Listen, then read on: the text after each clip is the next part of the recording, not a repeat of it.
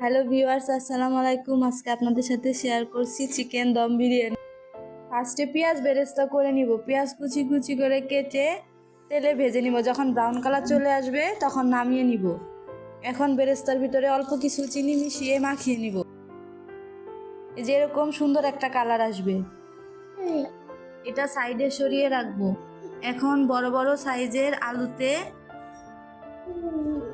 Food colour আর হালকা সামান্য লবণ মিশিয়ে তেলে লাল লাল করে ভেজে নিব।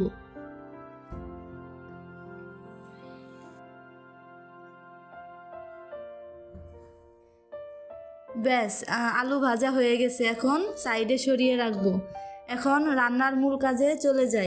2 কেজি পরিমাণ মুরগির মাংস নিয়েছি। এরপর আদা রসুন জিরা বাটা, পরিমাণ মতো টক দই, 2টা বিরিয়ানি মশলা সুন্দর মতো মাখিয়ে নিব।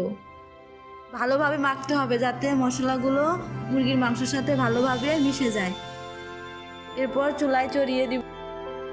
যখন বলক আসবে তখন একটু পর পর নেড়ে দিব যাতে নিচে লেগে না যায়। যখন ঝোলটা গাঢ় হয়ে আসবে তখন টমেটো সস দিব। টমেটো সস দিতে তখন ভুলে গিয়েছিলাম, একসাথে মাখিয়ে নিলে বেশি ভালো হতো। টমেটো সস দিলে বিরিয়ানির ফ্লেভারটা আরও ভালো আসে। ব্যাস, এই পর্যায়ে নামিয়ে নিব। এরকম যখন ঝোল গাঢ় হয়ে আসবে তখন নামিয়ে নিতে হবে। পোলাওয়ের চালটা আমি আগে ভেজে নিয়েছি আর ভিডিও ক্লিপ তুলতে ভুলে গিয়েছিলাম।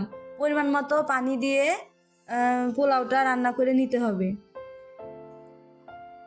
পোলাওয়ের চালের পানিটা যখন শুকিয়ে আসবে তখন ঢাকনা তুলে নাড়াচাড়া করতে হবে। ভিতরে ওই ভাজা আলুগুলোও দিয়ে দিয়েছি।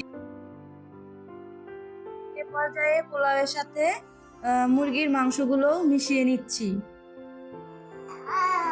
মিশিয়ে নেওয়া হয়ে গেলে একটু দমে দিব, তারপর অন্য একটা পাত্রে ট্রান্সফার করব। তারপর পরিমাণ মতো আলু বোখারা কিশমিশ দিয়ে আর বেরেস্তা দিয়ে পরিবেশন করব।